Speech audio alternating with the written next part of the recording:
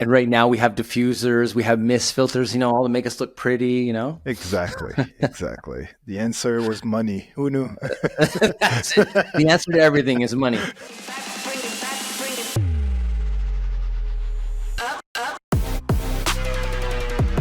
All right, welcome to another episode of Game Day Glare. I'm Lance. I'm with my boy E.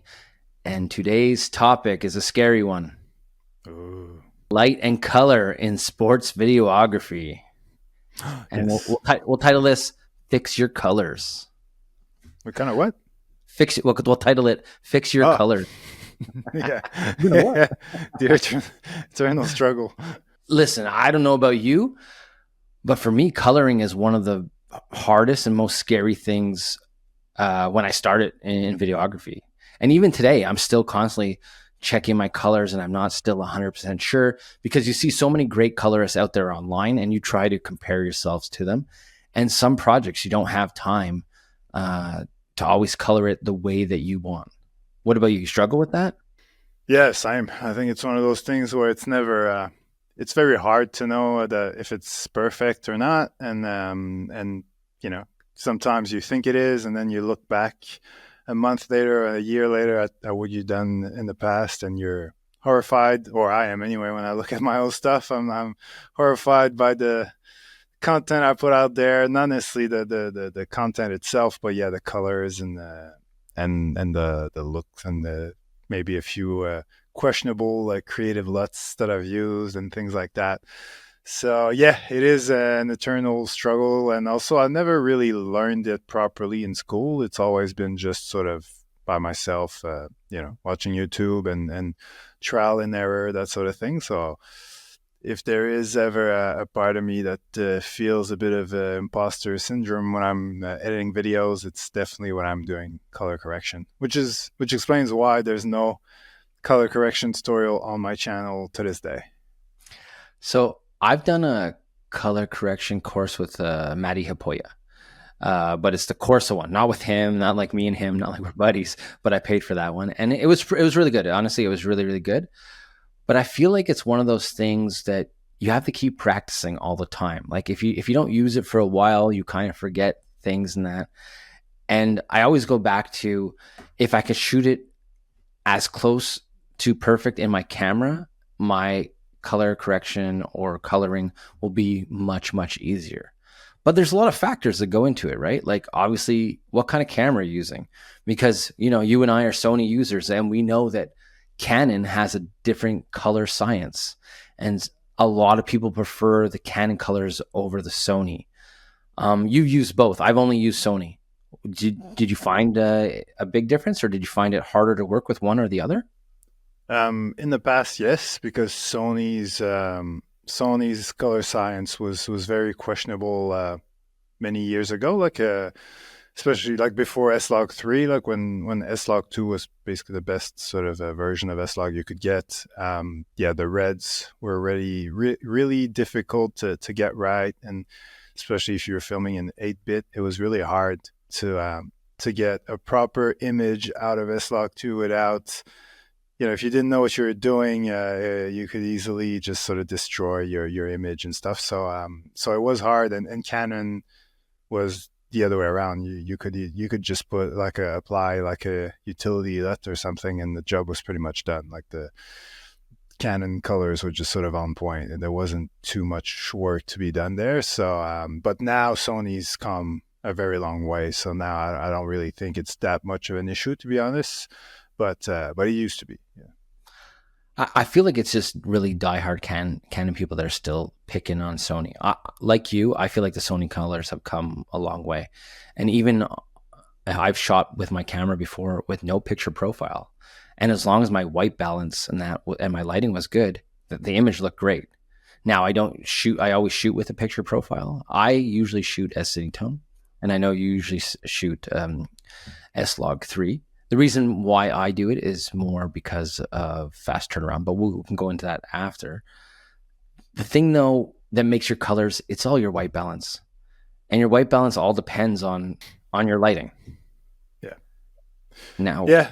Yeah, no, I think we should start. Yeah, probably Yeah, in start camera. lighting. Yeah, yeah. Well, that's it. That's it. That's it. Because as soon as I said that, I said I better back it up. Beep beep, and we'll start with lighting with lighting. So in sports, right, we're dealing with various conditions: daytime, outdoors, gym, nighttime. Now, how do you expose for all these? Z? Very carefully. No, no. Yeah, well, you adapt because every time people ask me that like sort of question, they're always looking for a set and forget type of answer. Like they're hoping that I'm gonna say, oh yeah, you put your ISO to like 800, put your shutter speed to this, your aperture to that, and then don't touch anything for the rest of your life.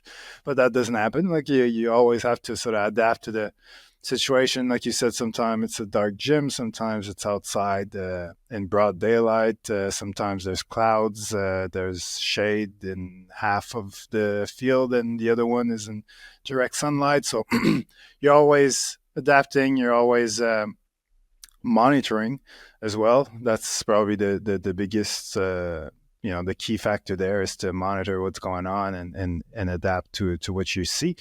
So yeah, I if you're outdoors, definitely a variable ND is a must for me. So that way you can sort of set your aperture and shutter speed and ISO to what you want it to be, and then just monitor and adjust the light coming into your camera with the filter and not with the camera settings.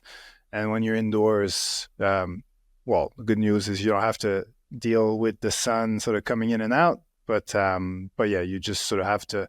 If it's too dark, maybe instead of filming at 120 frames or 60, you film in 24 or 30 so that you can lower your shutter speed and let a bit more light in, things like that. Because, like you said, to get your colors right, or well, not necessarily to get your colors right, but to make your life easier, definitely in post, to get the exposure right first is a must, especially if you're filming with an 8-bit camera, because with an 8-bit footage, you can't really push the exposure and the whites and the shadows and all that in post production too much before it starts to completely destroy your image.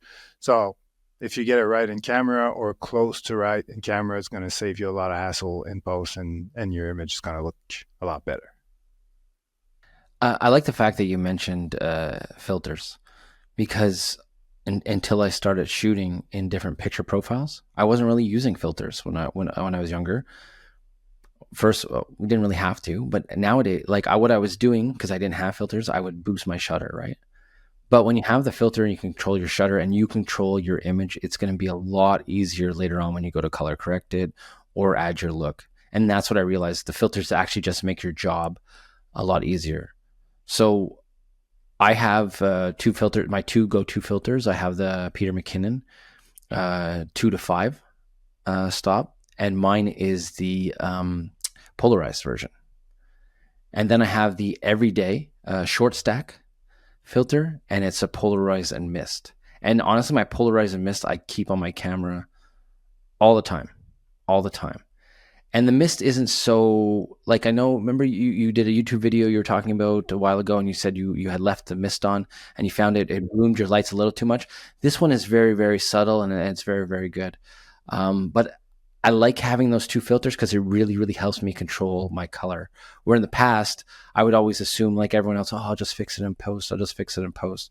But if you don't need to fix it in post, it's just one less step, and it's so nice to have that option.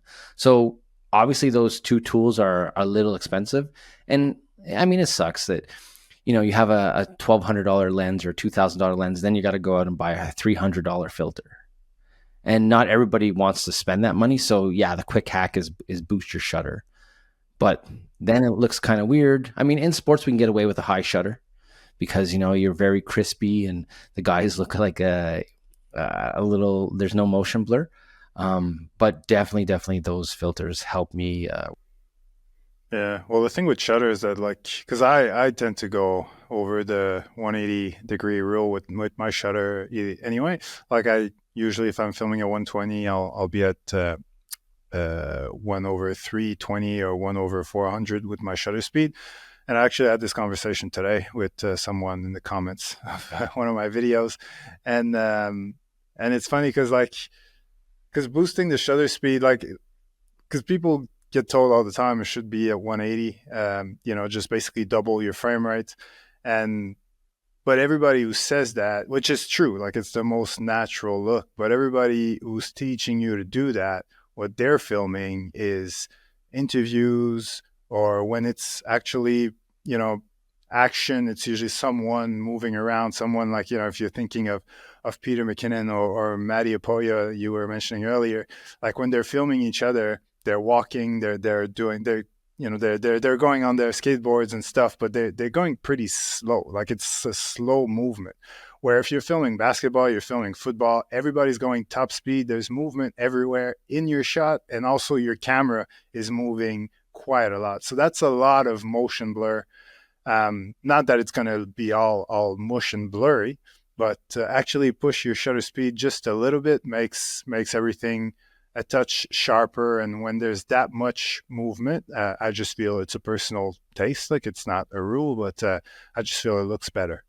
But all that to say, I completely digress, but all that to say that when it comes to boosting your shutter speed to get rid of the extra light, the downside to that is, first of all, if you go too high, like you said, like that sharpness, like getting rid of too much motion blur at some point starts looking a bit jittery. Like it almost seems like it's lagging to a certain extent. And second of all, if some shots are at lower, let's say like 1 over 50 or 1 over 100, and then other shots are 1 over 800, 1 over 1,000, you're going to see a difference between those shots. Like your lower, your slower shutter speeds are going to look like kind of, I don't want to say like mushy, but like almost like faded sort of look, where the other ones are going to look like super contrast, a lot of contrast, a lot of sharpness, a bit darker and stuff. So between those two shots, you're going to look at all these shots and wondering why they look so different from each other. And you can play with the colors all you want. You can never get one to look exactly like the other. Well, that's why. It's because the shutter speed's constantly changing. So by keeping the same shutter speed the entire way, you get the same image the entire game. So that's another reason why an ND filter or variable ND filter makes a big difference. Well, actually, yeah, because you can match the colors, but you can't match the shutter speed. And the reason why we're using these ND filters to shoot in a log profile or cine-tone profile is because we want all the footage to be the same color.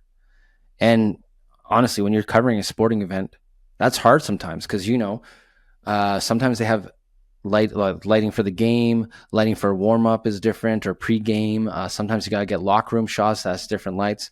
So that's the reason why you want to shoot in these profiles and have these filters, so then you can try and make everything look the same, because it's not the same. It's just different lighting. And if you just filmed it with no profile, your eye would see the difference between the stadium lights or the locker room lights. So it's not perfect, but with color correction and adjusting your white balance properly, you can make it look the same. And that's the whole point, right? You want a nice fluid video, well, at least fluid in color video. Yeah, but that's not easy, because colors can be, like obviously if you're filming in daylight, using a daylight preset, and life is good. And but like, for example, last time I was at a football game, it's summer here in Montreal, and the game was at 7, I think. So the game starts as the sun is starting to go down, and the lights are on, but they're not affecting that much what's going on the field in terms of color temperature. But like as the sun is going down, the lights are sort of picking up the difference. And it's just, I'm going through all these spectrum of greens and reds and weird sort of things, where I could leave it on auto and hope that it's always going to be good. But then that means honestly, there's no real difference between auto and manual at this point, because I'm constantly trying to, every like 20 minutes, I'm adapting my my colors because it's just constantly changing, and it's neon lights versus daylights, which are totally different. And what ends up happening, which is a nightmare for someone who's not very confident in their color correction skills, is that you need to color correct the shadows a certain way and then the highlight a different way. Like it's not just color using the color pick and going into a white spot and saying, boom, all this image needed was a little bit more blue. It's, if you do that, then usually like sometimes like, your shadows are a bit reddish. Well, if you try to correct that transforms the sky, that now all of a sudden looks weird. And it's, so you have to do it separately and it just takes forever and you're not too sure how far you should go with each of them. And welcome to my life. Outdoor sports is hard because you got the sun you're dealing with. In indoor sports, I find it hard pregame when they're using the power rings and the scoreboard and the lights coming from that, because there's so many different colors in those videos or in those images. You don't So really like, know what the you're color getting, is supposed to be. yeah, exactly. You're getting a lot of greens and reds and you're like, oh shit, and that's something you try and fix in post. And you kind of hope that like, people understand that this is pregame and the lighting isn't a controlled lighting. It's a forever changing lighting. And you just kind of go with it. And I just kind of make sure my skin tones are good and everything else is, I leave it out there. And I guess for you in that point too, you're looking at skin tones more than anything. Yeah, well, sometimes it's hard as well because, I try to look skin tones, or I look like if on the uniforms there's a lot of white, you can sort of tell by looking at that. But even then, like in camera, it's not like I can. Well, I could like really go and try to pinpoint. Like, well, I usually just play with the color temperature and just go a bit higher, a bit lower, depending. But yeah, I see what you mean about when there's like lights going all over the place, colored lights, like you just don't know what the color is supposed to be. And same thing with the exposure. I remember when we did that PWHL game at the Bell Center, and they turned off the lights, and everybody was, they had like no, they The had phone. bracelets. Oh, It was bracelets. Yeah. bracelet, yeah. So, but I'm thinking like, you know, what should I expose for? Because like at first I was like, I am, second native ISO. Let's see something because I can't see anything.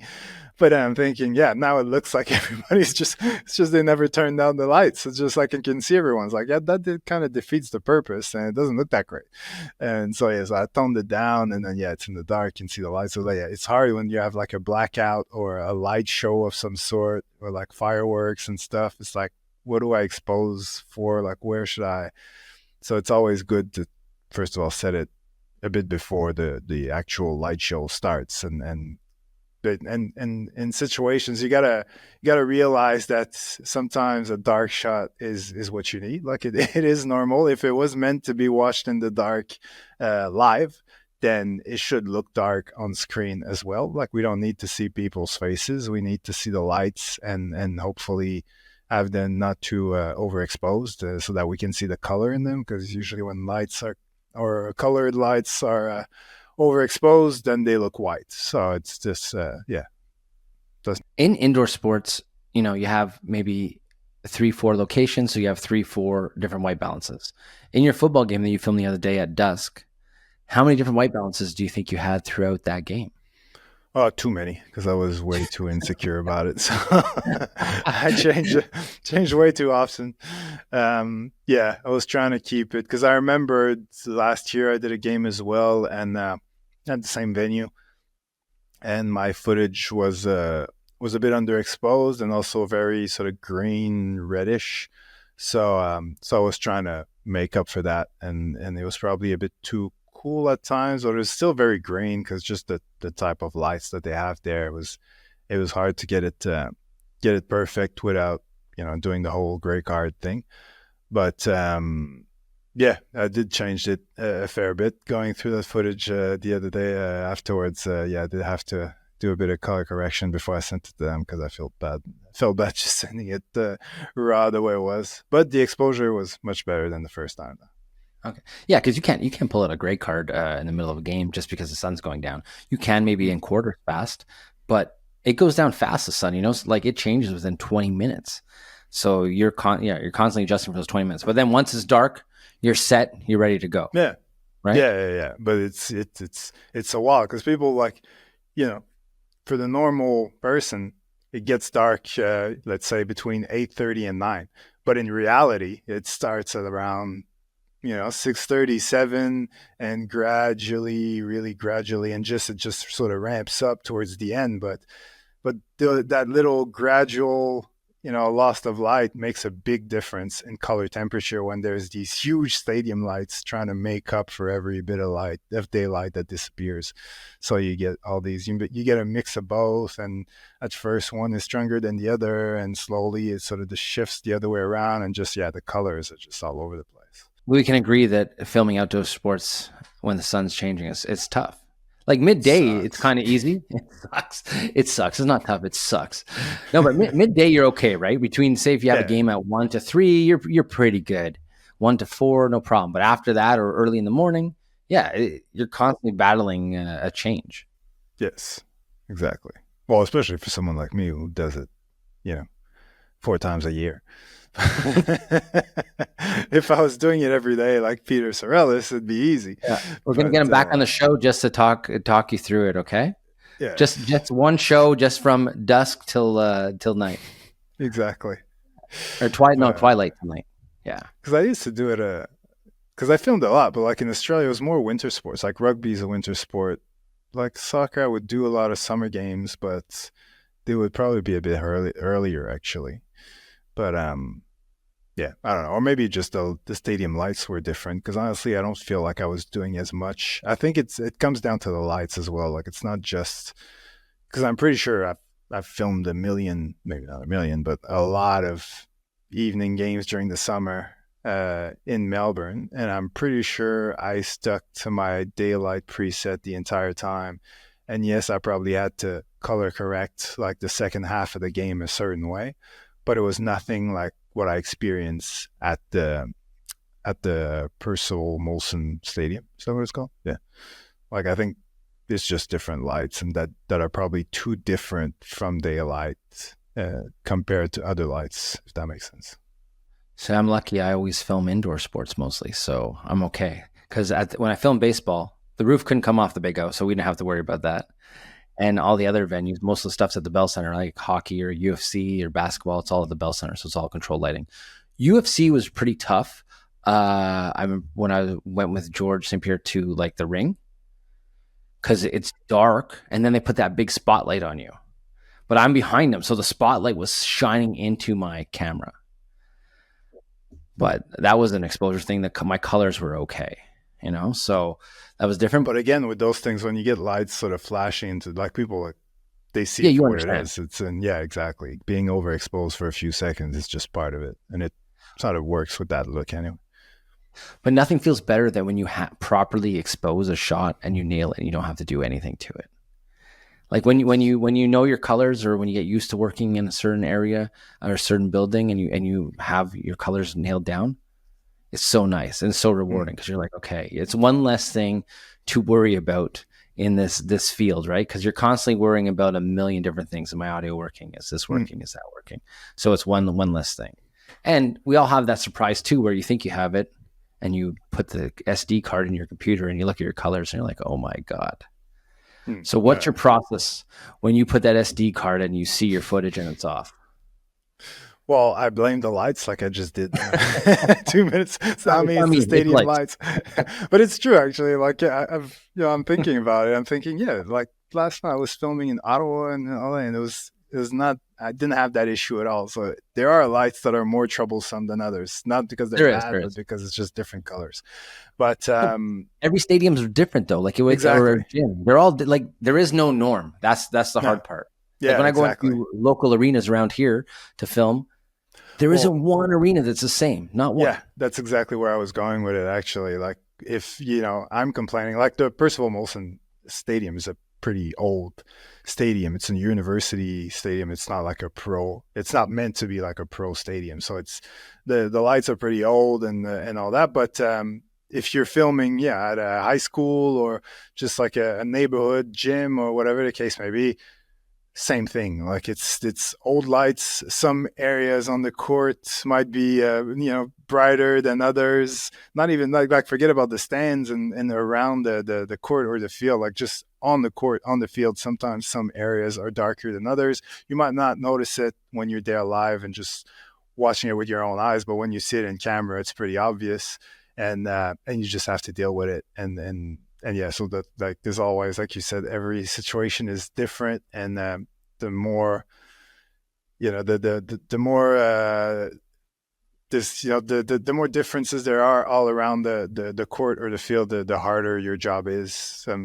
That's why sometimes I feel like, auto ISO or auto white balance can be helpful, but it is a gamble.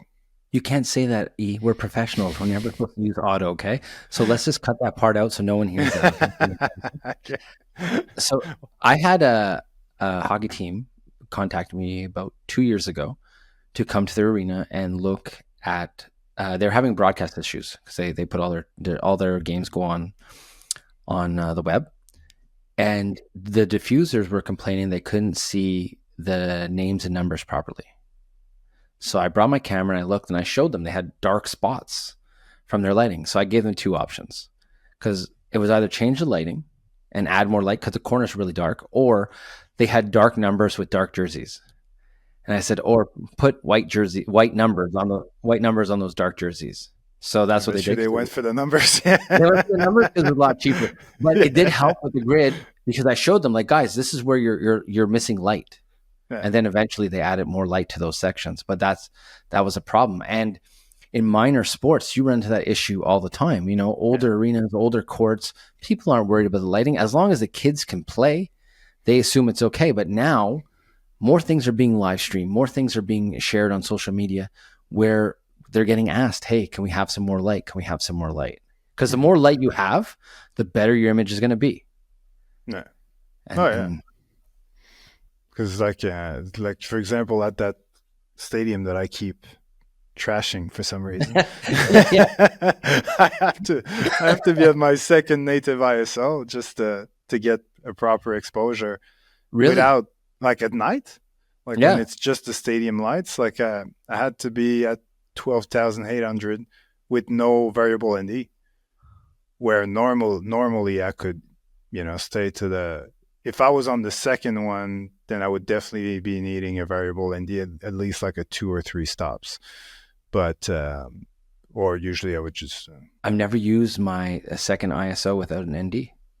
No. So it's like, wow, I'm impressed. I'm impressed that you did. It's tricky though, right? When you're locked in on certain parameters though in your camera, because when you're using like S-Log3, you're kind of locked in on certain settings.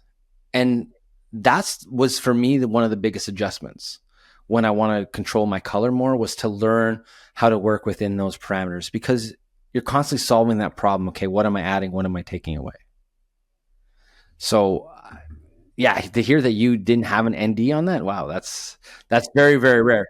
To be fair, shutter speed was probably a little bit higher than probably 1/400 or 1/500, and then my aperture was probably just a touch higher as well, probably f5.6 or something like that, because I was like, I'm not gonna put DND and I'm just gonna go just a touch up on the aperture. It's gonna be easier, especially football as well. There's a lot of players, so I like the idea of having a few of them in focus at the same time.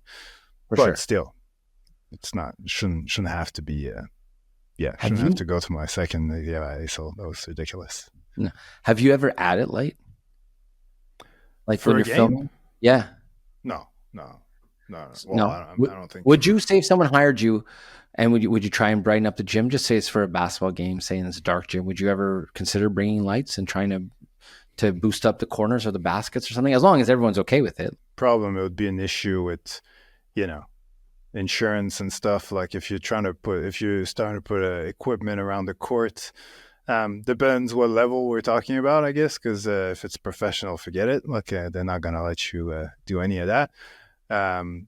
If it's high school, maybe they will, but then again, who's responsible if someone trips, or hits a light or something like that? So it becomes more of an issue in that sense. But I tend to just go with what I've got and try to make the most of it, which is why I have a Sony FX3 with dual native ISO. It allows me to adapt and be able to save a few situations that you would probably be struggling a lot more with if you had, an A7 III, for example. On broadcast camera a lot, we'll add a light on top of our camera for pre-game stuff.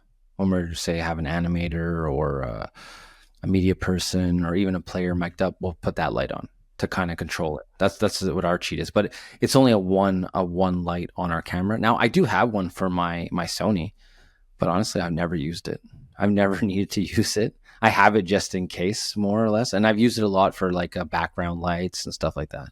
But that's an option too. You can always do with players, right? If you have to do something in the gym and it's dark, you get that little light on top of your camera, and then you can have them talk to the camera, or even if you're filming them on the bench or some close-up shots, pre-game or after the game, it's a good little workaround. Yeah, yeah, definitely. I've used that for post game interviews, stuff like that. But So we're not just always talking about the on-field actiony, or sometimes we're talking about the what's happening before and after the game, right? true, yeah, true. And it's good as well because not only does it, if you need lights to see your subject properly, but also typically you want the subject, if you're doing an interview, you want the subject to be sort of the brightest spot in the shot. So if there's like a lot going on in the background and it's bright because there's stadium lights and stuff, and your subject is in front of that, sort of in a darker spot than what's in the background, that never looks great. So you definitely want your subject to be brighter than whatever is going on behind them. Unless you're going for some nice artistic silhouette shot that you want later on, that's the only time that comes in handy. All right, so let's pretend we filmed our game. Our colors are pretty good. You put that card in your camera. Now, how are you setting up your color correction? Well, like you said, I film in S-Log3. So the first thing I do is once I import in my footage, I apply a utility LUT, which is not to be confused with my amazing creative LUT pack, which Let's give you a shameless plug right now about your LUT pack. What's included in that LUT pack? well, there's 12 creative LUTs, and that's actually something that I wanted to talk about today because that's a distinction that often people, even though I mention it in the videos where I promote the pack and in on the website on the page where I sell it, um, people sometimes, not every time, but a lot of people don't realize what the difference is between a utility LUT and a creative LUT. Um, a utility LUT is a LUT that you use when you're filming log, and it's basically a template to to bring back the colors into your log footage and bring it back to like a Rec 709 sort of standard, properly exposed, probably like not properly exposed, but like with the right amount of contrast and colors and stuff. Just bring it back to life, basically. That's because if you expose it properly, then just applying the LUT should get you almost all the way there. My LUTs are creative LUTs. There's something that you apply afterwards when you can do it before your video's done, but ideally you do it at the end, and it's more to give it a look, so like to give it a style. So it's a bit more contrasty, maybe it's a bit bluey, like it has a tint, a vintage look or something. So that's why my creative LUTs all have different names. Like one's like called MSG, so it's more like it fits well with like in arena type of footage where there's lights and all that. I've got another one that's called Hall of Famer. That's more of a vintage look that you apply to like slow motion vintage. Like if you were doing like a video that was recapping someone's career or just like a milestone of some sort, like it just has that dreamy look. I've got another one that's called 30 for 30, so it's got more of a documentary type, gritty type look. So yeah, they're styles. It's not something that you just, I've got my log footage, I put on my LUT. I've got my log footage and I put on my LUT and everything's done. Usually the creative LUTs, you won't apply them to much more than 30, maybe 40% intensity. Like it's because they're built to be like at 100%, they'll be way too strong. Like it's something that it's at 100% so that you can sort of apply it and then you take it down to whatever you like. So yeah, they're two very different things. All that to say that when I do start a project, I apply my utility LUTs. I always use the same one. It's not, I haven't made it, but I'm more than happy to promote it. It's extremely popular with Sony camera users. They're called the Phantom LUTs. It's actually a guy from Sydney, Australia that created it, and he must be very rich because people love it. It has sort of it gives your footage a finish that is, the idea is that it looks very similar to those ARRI cinema cameras. So yeah, so that's why it's so popular, because you buy like a Sony mirrorless camera and you try to make it look like a, $25,000 camera, and it's pretty close. So so that's why people like it. And so yeah, I use those. So I apply the LUT straight on, and then afterwards I do my edits. And it's after that then I do I use I've got different workspace in my Premiere Pro, like so I put my color correction workspace, and then all my lumetri scopes and all those things pop up, and then I do just a session of color correction where I either go clip by clip or section by section, if I was lucky enough that every section is pretty much every clip is the same. And yeah, that's pretty much my my method. I'm glad you talked about LUT, like the LUT, how people don't always understand when to use it, because creative LUTs are meant to give the mood and finalize. And when you first start shooting in S-Log or a raw format, you think that you put a LUT on and you're ready to go, and that is not the case at all. So similar to you, I'll put a Rec 709 LUT, and what I try to do is I try and put it in sections, and I'll color create one clip in that section, and then I'll copy paste the rest, and then go over there, to save time. Usually, 9 out of 10 times, pretty much all the clips are pretty good. Maybe there's one, depending if you're moving around or if a lighting change or something that I'll have to adjust. But I'll break it up into sections of where I filmed, and usually it's pretty good because, like I said, I'm usually doing interior stuff, so it's a little bit easier. For my actual looks, it depends on what I'm trying to go for. Are you trying to go for like something nice and warm, something cool, something just crisp? And I find that's the cool part about video editing, especially when you're controlling your colors, is you can give it that dreamy look or that cinematic look or that grungy look. It's up to you. You have full control. But yeah, I never go over 30%. Very, very rare do I ever go over 30%. I still don't have your LUT package. I'm still waiting for you to send it over to me. You did send me the utility LUT once to go through some footage, but I'm still waiting for the Beyond the Game LUT package, so then I can review it on my YouTube channel. It was your birthday recently. Yeah, That's it. I'm waiting for it. No, but a package like that is great because you have so many options, and people don't realize how valuable it is. Yes, Premiere Pro comes with some LUTs, but let's be honest, they're not that great, and you have to really, really work at them. So when you have a creative LUT that you throw on and you just have to lower the intensity a bit, and you don't really have to adjust much because you've already done the work in your other color correction, it just saves you so much time. So it's so valuable, packages like that, just for the time you saved. But the thing is, if you don't practice with it or you don't use it, you don't know. So go out there and buy Ease LUT package. No, honestly, because it's going to save you time and it's going to make your images that much better. Because honestly, you put a lot of work into it, and for sports, it's probably one of the best LUT packages out there. Yeah, that's all I use these days, except for my utility LUT. That's all I use, and I'm happy. We're using one right now, right? Yeah. Yeah.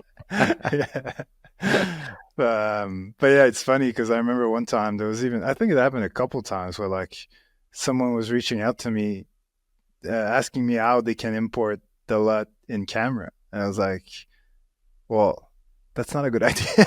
Like, yeah, like why would you want to import my creative LUT in camera. It's like, because I want to know how it's gonna look like. But first of all, you're gonna expose based on what you're seeing. So that's, you're entering a very dangerous territory. And second of all, in camera, it's gonna by default going to be at 100% intensity. So even if you do use that LUT in the end, you're never going to use it the way you see it in camera. So like, yeah, I was trying to convince them. I think one of them I convinced, but the other one was just adamant that he wanted to. I was like, all right, well, I told you, but do whatever. Wonder what happened. On my Sony A7 IV, when I'm shooting log, I program a button where I press it and it shows me what the Rec 709 should look like. Now Yeah, yours yeah, is oh yeah. different. I do You have can my import, utility LUTs in yeah, camera. It's like yeah, where the utility that makes sense. Just to be clear, it's the creative LUTs that don't make sense. yeah, exactly. But I can't add utility LUTs to my camera. I have to add them to my monitor, my external monitor, Yeah, Field World. But yours, you can add your utility LUTs right to it, right to your yeah, FX. yeah. I So can do that's the both difference for you. between the Cine line and the A7 line. Mm. By the way, just in case people don't know Okay, that, there are a okay. couple little extra bells and whistles on the Cine line. That's Yeah. why. Oh yeah. No, it is good because that way, which is probably a subject that we kind of skipped going from cameras to post production, is that it's much easier to monitor your exposure when you can actually see, like especially when you're filming in S-Log3, because it looks very different. S-Log3 raw like looks very different than what your final image is gonna look like. So if you can actually have the LUT in camera and see exactly what it's gonna look like, it saves you a lot, because otherwise you have to rely 100% on things like waveforms and histograms and all these different tools that then that because yeah, otherwise it's very hard to see if you're overexposed or underexposed when you're filming S-Log3 if you're just looking at your screen and doing it by eye. Which, if we do rewind a little bit, like what do you use to monitor your exposure when you're filming?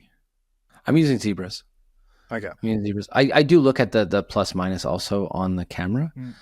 but like I don't trust my monitor as much as I should, because I feel like sometimes I filmed in the past and I wasn't too sure about the colors, the way it looked, and I put in my camera and it looked great.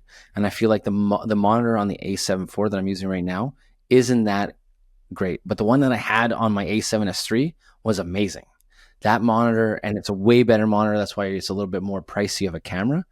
So I try to really know my numbers and I So are you go from talking there. about an external monitor or the No, I'm talking the, about the my screen on little the monitor. camera? I'm talking about the camera monitor, because not everybody has Okay. external monitor. On external monitor, that too. I mean, depending on your output, I'd rather go with the internal monitor on my camera than the external if I'm looking at the actual image, because like my LUT is programmed in.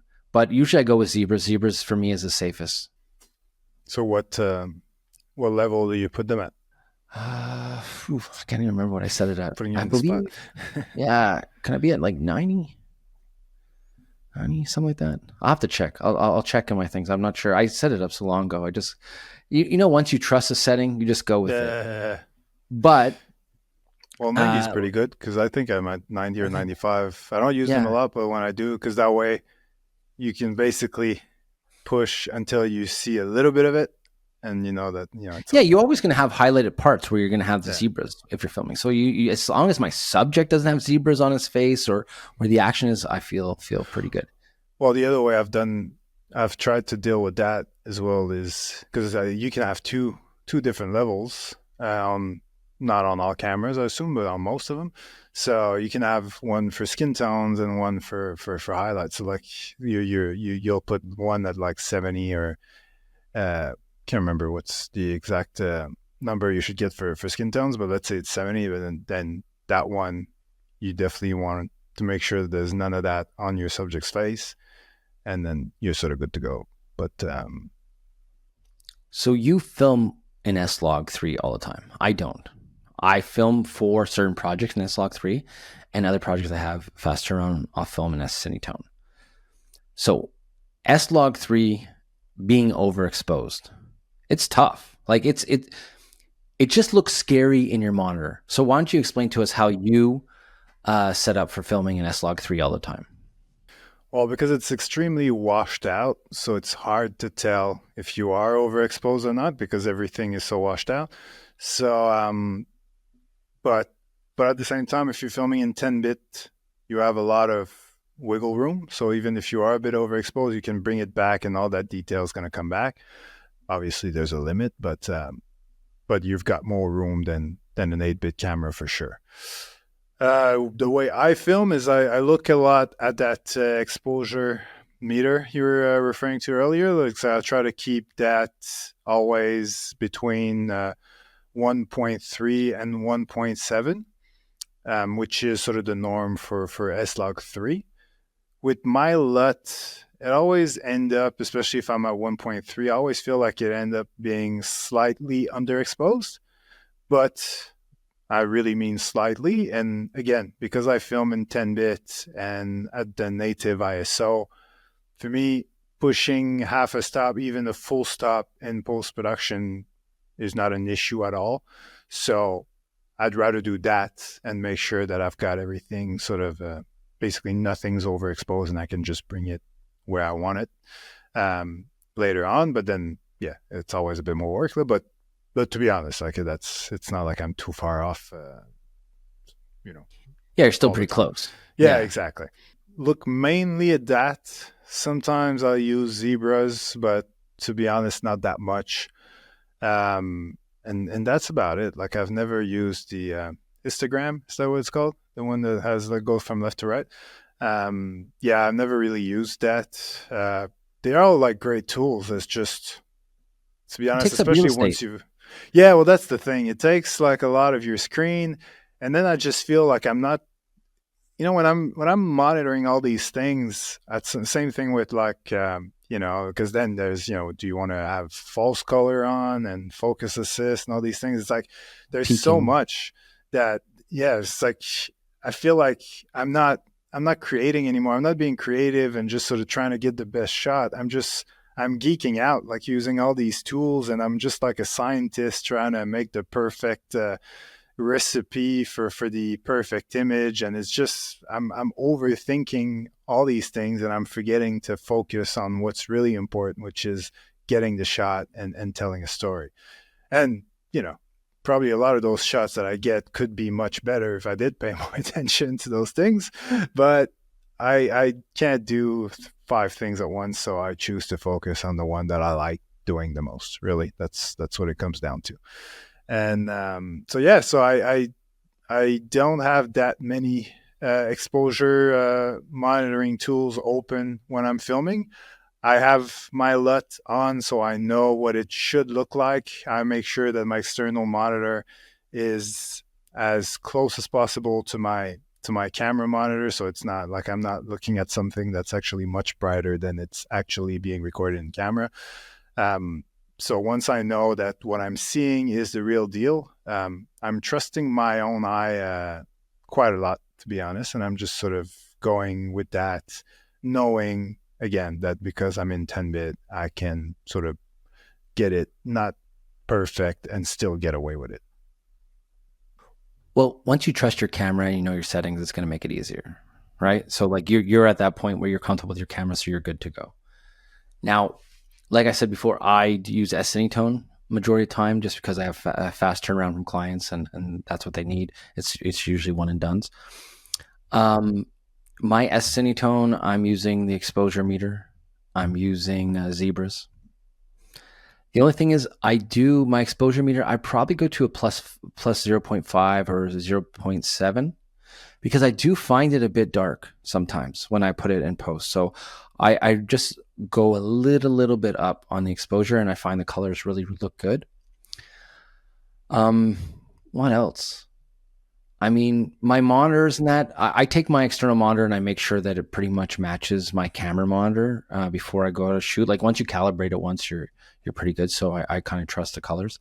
And then what I do is later on, and basically it's the same idea as what you said. Instead of me adding a utility LUT on it, the S-Tone is already like the utility LUT's already built in. Yeah, So I exactly. color correct there, and then I'll throw a LUT on top and give it my look. And I'm just doing it basically to save one step. And that's the only reason why I do it. But I am shooting in 10-bit and I am shooting in 422. So I'm at the highest rate. So me too, if I need to push up or push down a little bit, it doesn't really change much. It's just saving me that one process of adding a utility LUT. Now, some people say, And is it it's a worth good it? look as well. It's not just that you're saving a step, it's also that the look of the Yeah. S-Cinetone picture profile is a nice look to look at. Like I said earlier, where Yeah. the my LUT is meant to copy those ARRI cinema cameras, the S-Cinetone is meant to copy the Sony Venice camera, which is like their biggest Yeah. It's a big main deal. cinema camera thing. So yeah, it is a cool style. It's not just a convenience thing. No, but when you're a professional videographer and you don't film an S-Log 3, you kind of feel like you're cheating a bit. You know, Yeah. you're not as pro. Like, oh, you're not filming S-Log 3. Like, my suggestion to people is film in whatever picture profile you're comfortable with. Because when I first started filming with the Sony, guess what? I didn't even use a picture profile, but I knew how to nail my white balance. I knew how to nail my exposure, so my colors look great. I could still add a look, not a LUT, a look to it and adjust it. But I did that to save time. And so whatever your project scope is, then you figure out what kind of picture profile you want. The advantage though to S-Log 3 is it's easier to mix and match footage from different projects, like you know from your YouTube channel, and kind of give them the same look because you're putting the same mood LUT on top, and then you're just adjusting piece by piece.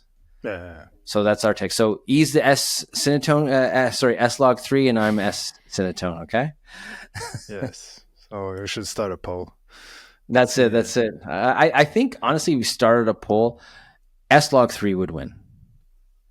Yeah. Well, Let's it do would one. win in But the sense I that would feel. people would say that this is the best way to go about it. But if people Oh, were what they're saying really using? what they actually using, maybe not. I bet you what people are really using is no picture profile Yeah, because I it's agree. easiest. And especially when you're starting out, right? Like, first of all, you're learning how to use a camera, you're trying to get contracts, you're learning how to edit. You don't want to be worrying about your picture profile. So when you get more advanced, then you start going in the picture profile. Now, have you? So I've used no picture profile. I've used 11, which is S-Cinetone. I've used 8, which is S-Log 3. I've never used any other picture profile. You? Oh, S-Cinetone. Sorry, S-Log 2 back before they came out with S-Log 3. But have you used any other picture Yeah. profile? Yeah. Well, S-Log 2, Cine 4, I think it was called. Like, there's no. Well, there's Cine. There's a few Cine. Like, there's like Cine 1, 2, and 3, I think. Um, and the other one is really popular because when we're talking S-Logs and all that, like it's usually like 10-bit cameras, but like people who film in 8-bit, if they want to add like a picture profile, they'll usually use either one of the Cines or one of the HLG. So HLG 3, I think, is quite popular because it just has a little bit of like cinematic look to it. I think HLG is actually a bit more vivid than the Cine, but but yeah, they are quite popular. I've tried them a couple times. I think when I tested the A6400 back in the day on my channel, those are the picture profiles that I use because it was like I felt like S-Log 2 was so difficult to bring back to like a proper finished product that it was easier to use like Cine 2 or Cine 4, I can't remember which one, which was basically almost there, just needed a bit extra contrast and saturation. So yeah, I use those for that, and I know that a lot of people do that as well. Maybe not now with the S-Cinetone. Like those ones were out before S-Cinetone, so they probably lost a bit of popularity. But yeah, those are the ones that I've used personally. That's what's nice about every time there's new camera coming up, right? The color science is getting better and better, and they're trying to make it easier and easier for us to color correct. Because, like we said, the first line of this show, where color is hard and not everyone's great at it. And even us who work in it all the time, we still feel like we're not 100% there. So don't worry if you're not, because it's one of those things that it's very touch and go. Like Yeah. you gotta try stuff. Well, speaking of which, we I sort of distracted us when I went back to monitoring exposure in camera. But like, when you do your color correction, what's your how do you go about it in terms of like, do you try the auto sort of button and see if it gets it all right, and then sort of fine tune a few things, or do you start by adjusting your whites and your blacks and then play with shadows and highlights? Like, what's your Totally transparent. It all depends on how much time I have to work on the project. All right, let's start yeah, there. that's fair. Okay, That's very fair. it all when's my deadline and what I got to go. No, but I'll use the auto from time to time. I do have a pretty good monitor that's the colors are really good on it. So when I edit on off my side monitor, I know I could trust the colors. So I pretty much adjust my whites and blacks, and I'm pretty good from there. I'll use auto if there's another color that I find is off. Like say if you're doing an interview and I don't know, there's a weird lighting from the side on skin tone stuff. That's when I'll use auto in that. But most of the time, if I nail my whites and blacks, I'm pretty good. And I do look at my waveforms fast, but I don't always use them. And maybe that's a bad habit, but it's just because of time constraints. You know, if I can finish a project and I'm happy with the colors and I know the colors look decent, then I'm okay with that. And let's be honest, if you put a LUT look on it, you're going to hide those little blemishes anyway, especially if you're filming in 10-bit. At least that's what I find. So even if you're not 100% perfect with that look, you'll get away. And if not, just make sure it's a real fast scene. Nice quick cut. No one notices the color on that. True. True. That's why we edit sports, guys. It's just because nice, fast, quick cuts. You can talk about our colors at all. Yeah. Well, What about sometimes I you? notice like a lot of videos, they like every shot is exactly the same, but the reason for that is because it's overexposed all the way through. So everything's so washed out, like so white that like it just you don't need to adjust anything. It's all perfect. It's very on the same level. Me, yeah, I do use auto sometimes, especially if I'm feel like overwhelmed by the amount of work that needs to be done on that clip. I'll see what Premiere Pro has to say about it, and then I'll adjust everything I think is ridiculous, which is usually the amount of contrast that it's trying to add in my shot. But yes, otherwise, yeah, I try to get my blacks just above the zero. I'll have like the scope open and yeah, try to make sure all my blacks are just like a little bit above zero, and all my whites are between 90 and 100 IRE, I think. You know what? You and I used to edit a lot of TV commercials, and your blacks had to be proper, and your whites had to be proper. Yeah. And then I, internet, Even you before don't have. that, I used to do quality Yeah. control. That was my full time job, Oh checking man, all these imagine. things. So like your colors have to be spot on. Nowadays with the Yeah. internet, you can put up whatever you Yeah. want. No one cares. Yeah. No, that's it. And it's a nice thing to have nowadays. But when when I started editing TV spots and I was editing them to beta tape, or even when we first started sending them digital, I remember getting some spots sent back and they were saying like, hey, the blacks aren't right on this. And I have to redo it and recheck. And, so that kind of helped us make sure to nail our whites and our blacks. Where nowadays you don't really, someone who's never had that issue come up before with quality control like you isn't going to be thinking of that right away. Yeah. No, definitely. I still think about it because I don't want to be the video that like you watch a YouTube video and then the second one and then you get to mine and then all of a sudden it's all darker or the audio's too loud. It's too like I want to make sure that I'm sort of normalized and I'm at the same level as everyone else. That's what those rules on TV were there for in the first place. But online it's kind of the wild wild west. But I also think that like YouTube, especially with audio, not so much with video, but with audio, they definitely normalize the audio so that it's not up and down between one from one video to the other. But with video, yeah, you sort of have to do it yourself. So that's why I try to be. I want to, but then I look back at my old stuff and it's so dark because I didn't have a lot of diffusion in my with my lights. I had like cheap lights, so you would get with my oily skin, you'd like my nose would be all like there'd be like a spot here, hot spot here, hot spot there, and so I would always sort of try to bring the highlights down as much as possible to make my face look good, but then the whole thing would be like so dark. It's just ridiculous. I look at it now and I'm like, what was I thinking? And right now we have diffusers, we have mist filters, all to make us look pretty, Exactly. The answer was money. Who knew? That's it. The answer to everything is money. You're not good at color correcting? Hire somebody to do it for you and you're good. Yeah, buy a filter. All right. So, I guess we pretty much covered most of it. The takeaway that I have is the better your lighting, the better color correction, the better your video will be. Yes. And also, don't overthink it. If it looks good to you, that's good enough. That's it. And that's probably one of our problems is we do overthink it.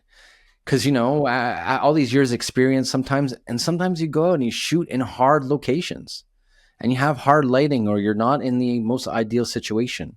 So you try and do the best to your abilities.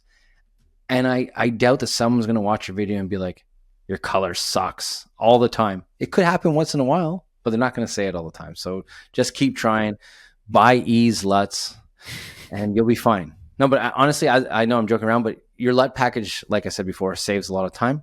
So why not? Why not go out there and get that? Okay, I'm sending you one. All right. Finally. I even liked your post. Nice. We don't have any Q&A today? I don't think so. Not on my end. Sorry, I've been lazy.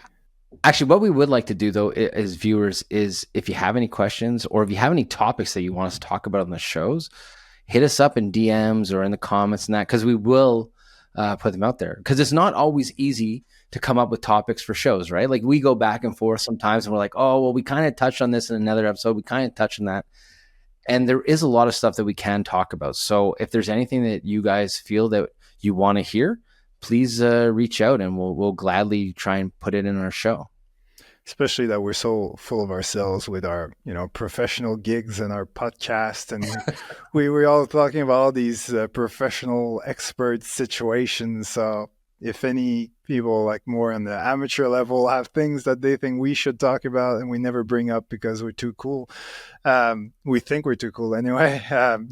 Don't hesitate to bring up topics that we probably forgot about and that we should discuss, because it is about, helping people and making your lives easier.